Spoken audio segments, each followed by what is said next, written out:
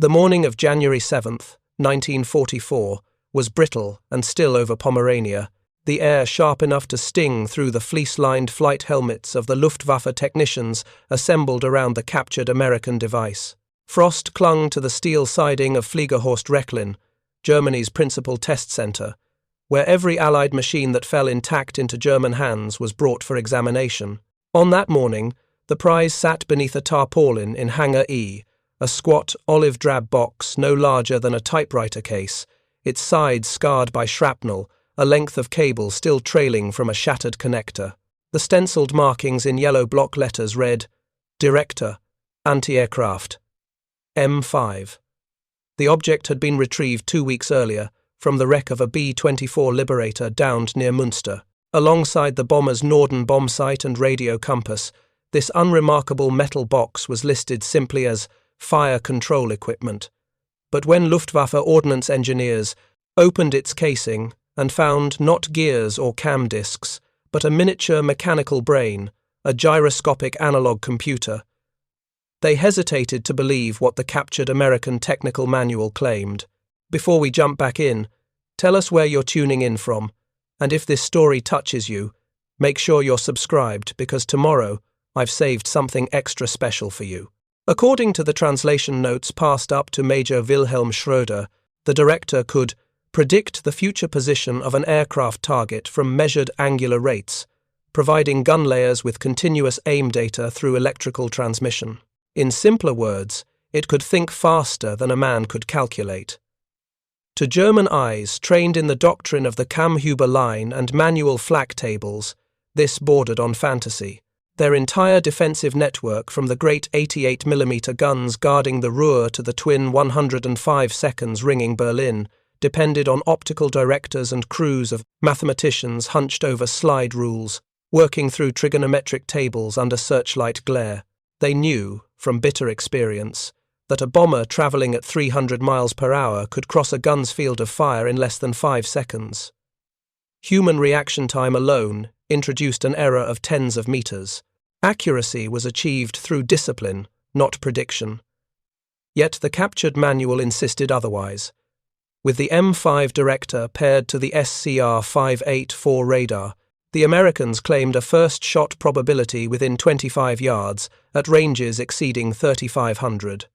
The numbers defied the German engineers' training and their pride. To understand why, one must step back to the intellectual world of the German war technologists in 1943. The Reich's scientists had produced marvels of destructive design.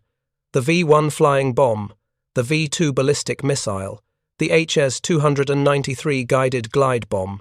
Each represented the triumph of deterministic engineering complex, mechanisms governed by physical laws that could be drawn, calculated, and built.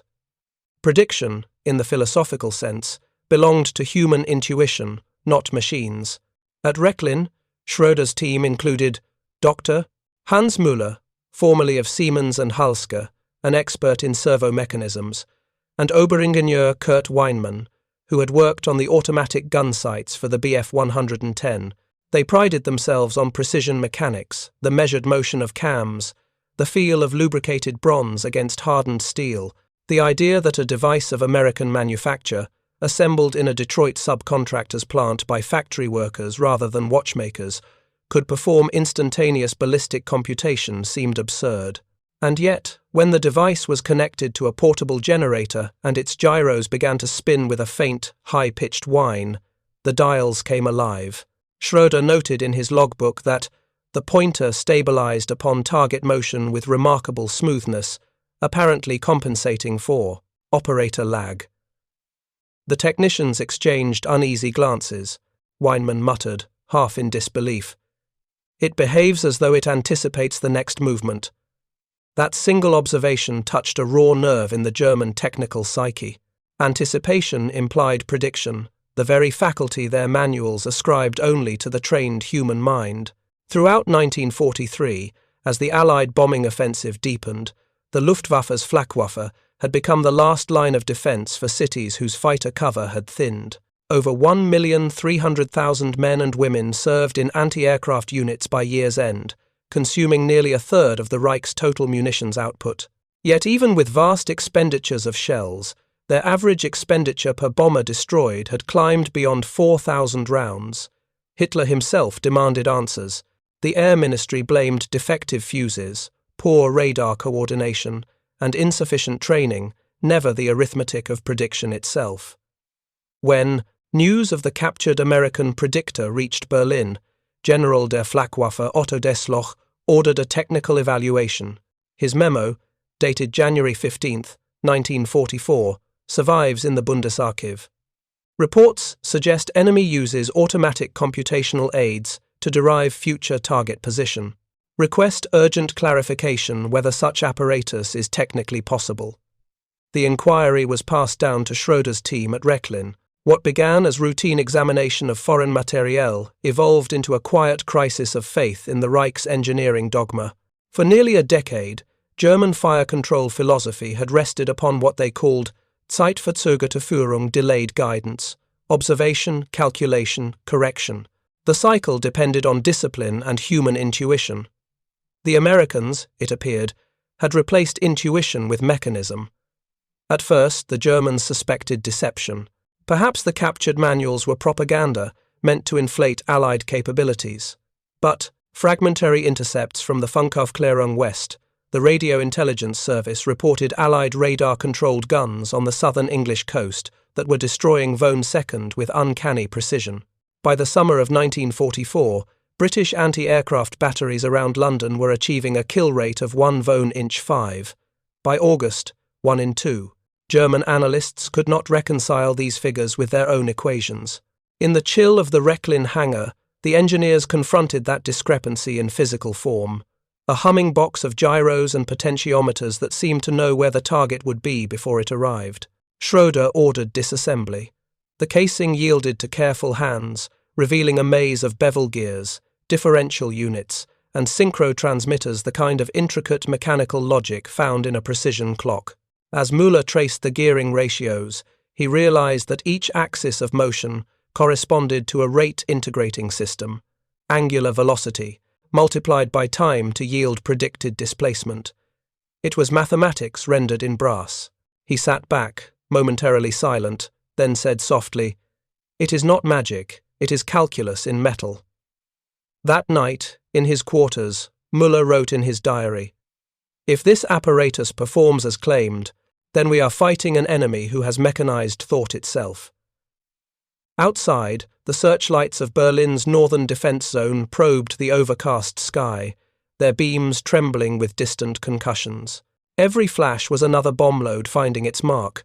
The war of materials was becoming a war of prediction, of who could see, compute, and act first. In the weeks that followed, the captured director moved from Hangar E to the proving ground at Kummersdorf, where the German Army's weapons testing division maintained an array of captured anti-aircraft pieces. The cold of February 1944 settled into the pine forest with the kind of stillness that magnifies every sound, the crunch of boots in snow, the hiss of the generator warming to life, the hollow echo of metal struck by a hammer. Major Schroeder stood with his gloved hands buried in the pockets of his leather flight coat, watching as technicians mounted the M5 Director on a tripod beside a captured 90mm American gun. The device was wired to a primitive German oscilloscope used to measure angular transmission rates. Their task was straightforward: determine whether the American instrument could, in fact, predict a target's future position. To supply a moving target, a remote-controlled Heinkel drone, a converted He-111H stripped of armament was flown in lazy circles above the field. The director's telescopic sight tracked the aircraft, its operators turning the hand wheels as the machine purred. From the junction box, tiny motors whirred, and the scope trace produced a steady sinusoid. The observing engineers murmured as the output remained stable. Schroeder asked, "What is the delay?" Müller adjusted a stopwatch. "Practically none," he said. "The signal anticipates the change of direction by perhaps a quarter second." The statement hung in the cold air. The device was not lagging behind, it was leading. For artillerymen accustomed to seconds of computational delay, that lead time meant everything. It meant the gun could swing and fire before the target arrived at the predicted point. But engineers are cautious creatures, and disbelief demanded further proof. Over the next several days, they repeated the trials, this time connecting the director to a captured Siemens-Schuckert experimental servo mount. The system was primitive compared to the American M9 director it imitated, yet even with imperfect synchronization, the predictive qualities of the mechanism persisted. Each run produced tighter groupings on the plotting board. On the evening of February 9th, Müller wrote to his wife in Dresden, "We have seen a machine that computes as though it possesses instinct. It is not theoretical, it works. Our mathematics were not wrong, merely slower." That slowness was now costing Germany dearly. Across the Channel, Allied batteries employing the SCR-584 radar and M9 director combination, an advancement of the very device before them, were achieving hit probabilities the Germans could scarcely comprehend. American records later showed that by late 1944, radar-directed batteries defending London and Antwerp averaged one effective hit per 70 rounds against V-1 flying bombs. By contrast, the vaunted German 88mm guns in the Ruhr required over 4,000 shells to down a single bomber. Inside the test hall, Weinmann examined the director's electrical components. The wiring harness used color-coded insulation and standardized plug connectors, small luxuries nearly impossible in Germany by 1944, when copper shortages had forced substitutions with steel and aluminum. The potentiometers bore the mark of the Sperry Gyroscope Company. The gyros themselves were stamped General Electric. It was mass production elevated to laboratory precision. "This is their true weapon," Weinmann said quietly to Schroeder. "Not the bombers, not the guns, but the factory that can build such instruments by the thousands." Schroeder nodded, saying nothing. In Berlin, fuel was rationed to the last litre. The research staff at Kummersdorf received bread so coarse it ground between the teeth. Yet here was a machine conceived in abundance, an instrument designed to be expendable, not preserved. That, perhaps, was the greater psychological blow. Still, the senior staff at the Reich Air Ministry refused to believe. When the first technical report reached Berlin, Oberst Kurt Fischer, head of anti-aircraft research, returned it annotated with skepticism. "Automatic computation of this complexity impossible under combat vibration," he wrote in the margin. "Recommend verification of claims, probable exaggeration." Orders were issued to replicate the device using domestic components. Müller and Weinmann protested that the precision bearings and miniature servo motors required tolerances beyond current German machining capacity. They were overruled. By March, an experimental copy designated Versucheret G-6 44 had been cobbled together from scavenged aircraft autopilot parts. It failed catastrophically after 3 hours of operation, the servos seized under load, and the differential gears stripped their teeth. The engineers' frustration deepened into fatalism. They began to sense that the Americans' true innovation lay not merely in design, but in the industrial philosophy behind it, design for manufacture, design for replication. The Germans, who prized the artisan's hand, were facing an enemy that had industrialized cognition itself. In mid-March, as Allied raids intensified against Berlin, the engineers were ordered to pack the captured director for transport south. The Reich's experimental centers were dispersing under the bombs. At Oberammergau, hidden in the Bavarian Alps, a small detachment continued the analysis under sporadic power and dwindling supplies. There, Schroeder recorded the last full test sequence in his notebook on April 4, 1944. He noted that when linked to a metronome simulating radar input, the director's output voltage followed target motion with what he called predictive phase advancement consistent with the equations of pursuit. To modern ears, it was a dry technical statement, but for the men in that cellar, it was a confession of defeat, a written admission that the enemy's device had achieved what their own theories had dismissed as impossible. At the same hour, far above the clouds, American B-17 seconds of the 8th Air Force were crossing the Rhine under the watch of escorting Mustangs, the very symbol of a technological inversion Germany could no longer deny. On the ground, the once confident engineers of the Reich were experiencing the same cognitive collapse that had overtaken their pilots. the recognition that the enemy's machines now fought not merely with speed or power, but with foresight. Preparing and narrating this story took us a lot of time, so if you are enjoying it, subscribe to our channel. It means a lot to us. Now, back to the story. Müller, once proud of the mechanical purity of German engineering, described the moment years later in an interview preserved in the Deutsches Museum archives. "We believed we led the world in applied mechanics, but when I saw that American director, I realized they had moved beyond mechanics into a different realm, one where prediction was a property of the machine itself. It was the birth of automatic warfare." Outside, spring came late to Bavaria. Snow still covered the fields as the war turned against the Reich in every direction. Supplies dwindled, the tests ceased, and the M5 Director, the original captured unit, was crated once more, destined for a storage depot near Munich. It would survive the war, rediscovered by Allied technical teams in 1945 and later displayed briefly at Aberdeen Proving Ground as an example of equipment recovered from enemy possession. For Schroeder and his colleagues, the realization came too late to alter the outcome. The device they had doubted, then feared, had already rewritten the future of anti-aircraft warfare. Where they had sought precision through human discipline, the Americans had achieved it through automation, a step so profound that it marked the beginning of what would later be called cybernetics. When the last days of the Reich arrived in the spring of 1945, the Bavarian mountain valleys that once rang with artillery tests lay silent. Power failed, telephones went dead, and the scientists of Oberammergau awoke each morning unsure which army would reach them first. The flak batteries they had served now stood abandoned, their barrels rust-striped and tilted toward a sky empty of enemies. Major Wilhelm Schroeder kept the American M5 Director locked in a wooden crate beneath a tarpaulin, marked simply Laboratory Instruments. He no longer cared who found it. The device had already rendered their struggle irrelevant. On May 5th, a small detachment of the 7th U.S. Army entered the village. The encounter was brief. The Germans, exhausted and half-starved, offered no resistance. A lieutenant from the U.S. Army Technical Intelligence Section recognized the crate's English stenciling and had it loaded onto a truck bound for Augsburg.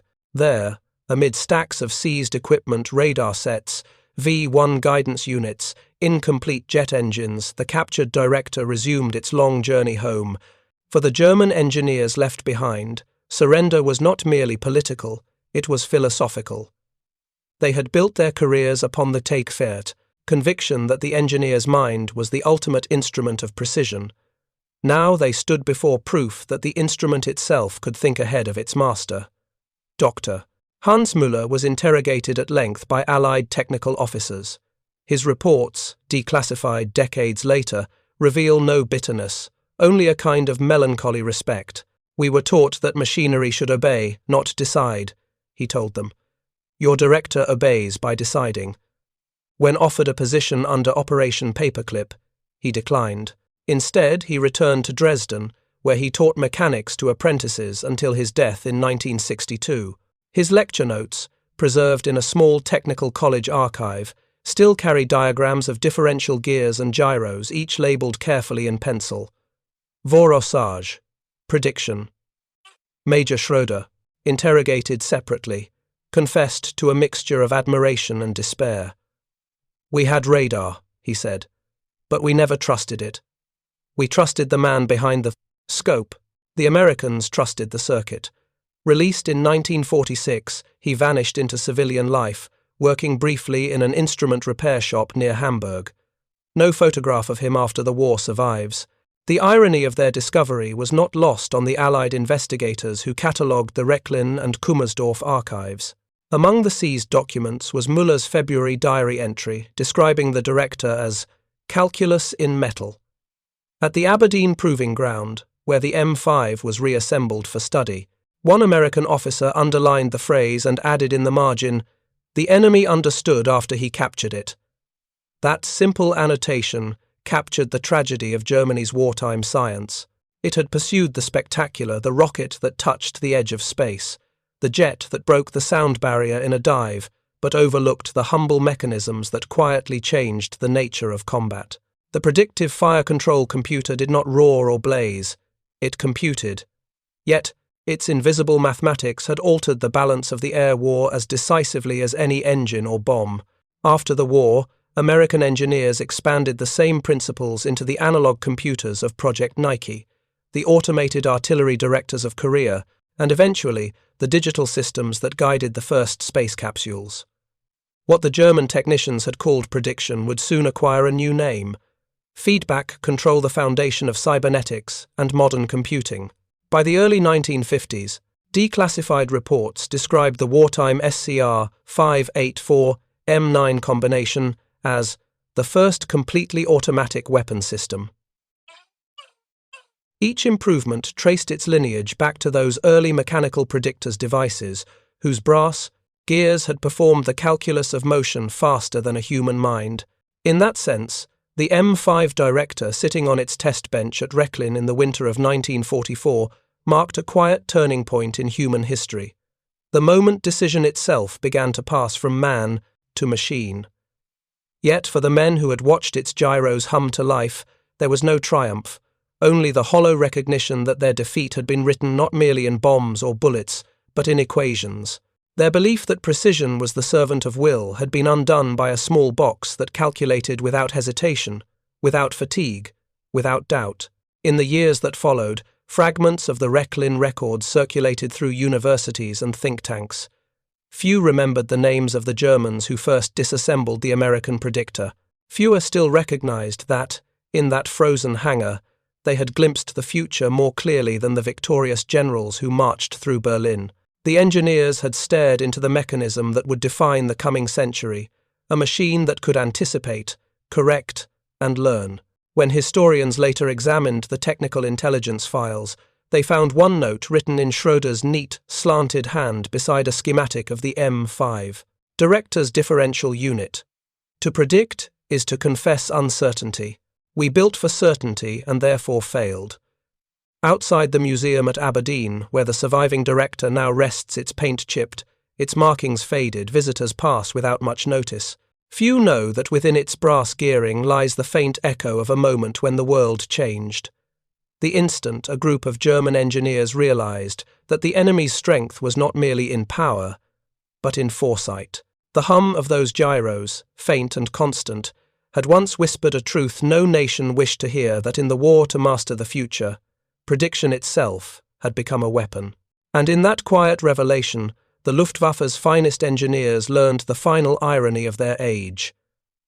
They had captured not a machine of war, but a glimpse of tomorrow. The war ended not with the thunder of guns, but with the silence of understanding. In the summer of 1945, when Allied technical teams combed through the $TR ruins of Rechlin, they found evidence not only of weapons, but of a civilization of engineers confronting its own obsolescence.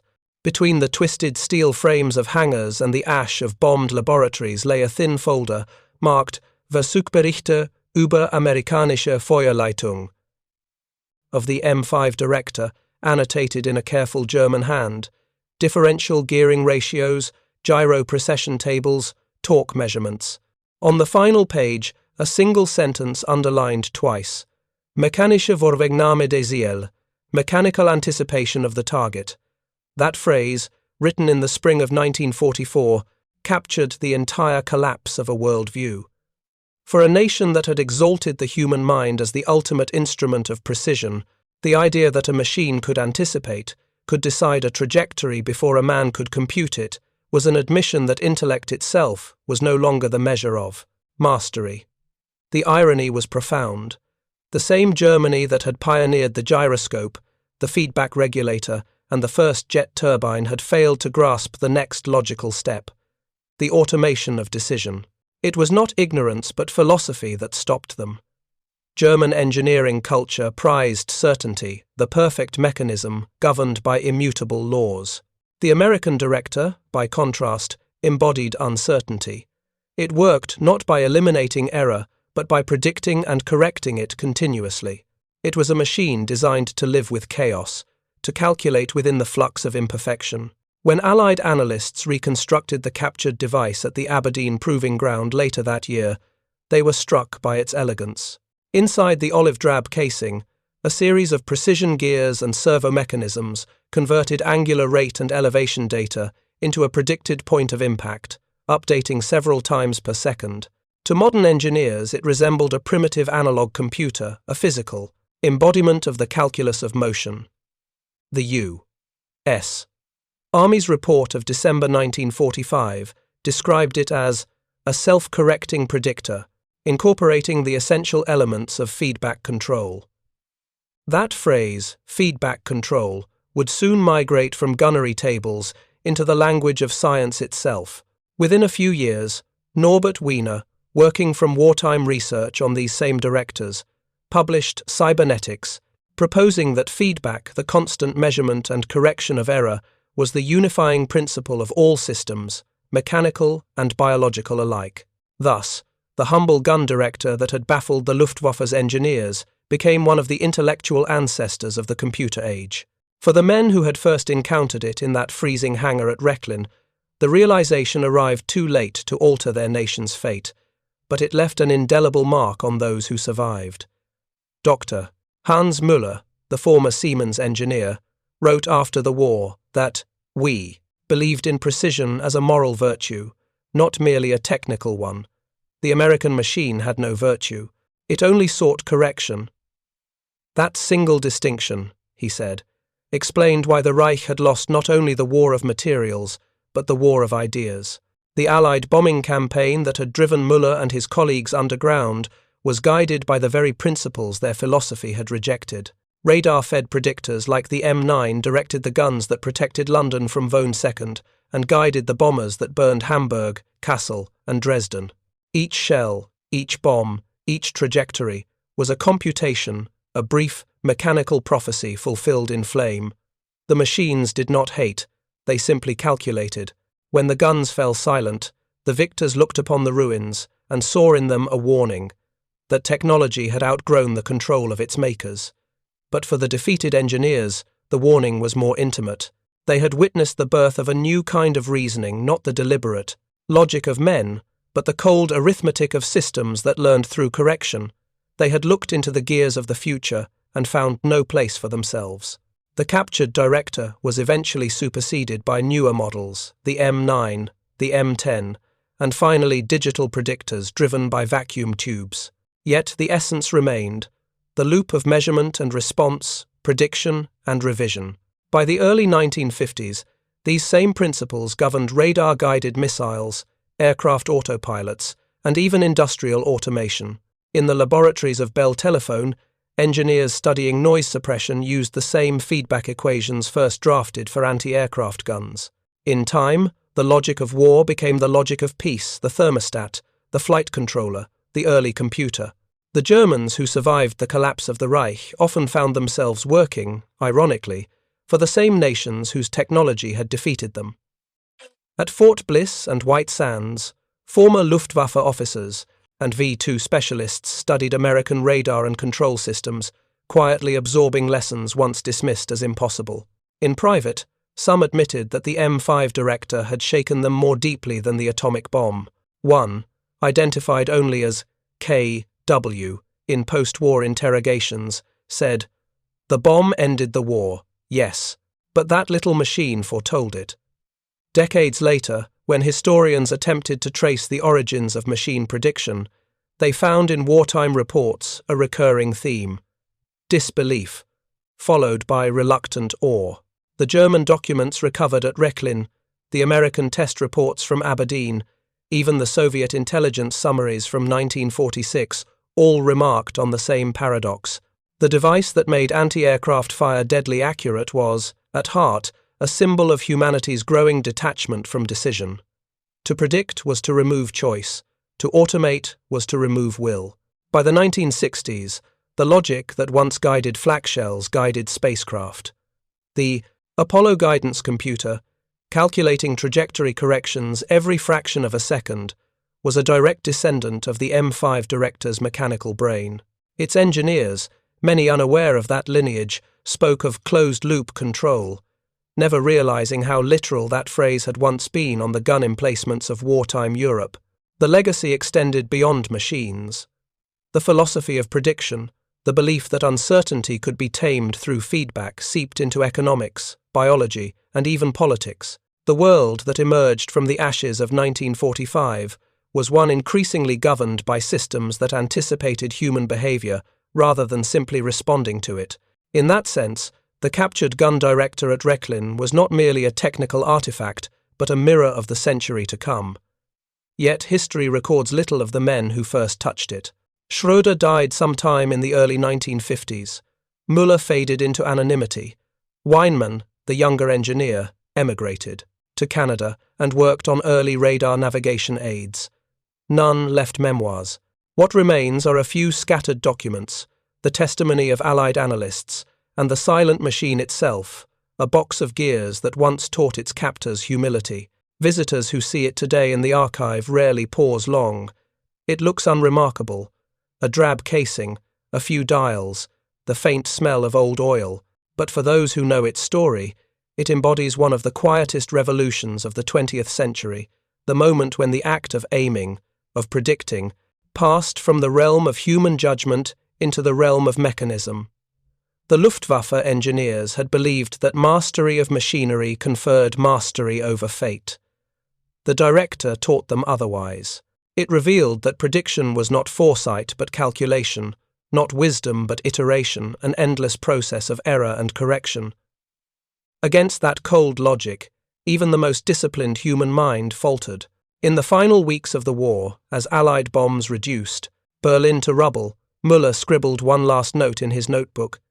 Each shell we fire is a question to the future. The Americans have built the answer into the gun.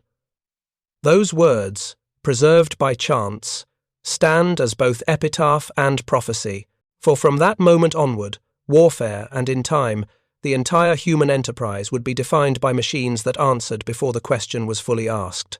The story of the captured American gun director is not one of triumph or humiliation, but of revelation. It reminds us that the deepest revolutions often arrive quietly, disguised as mere instruments.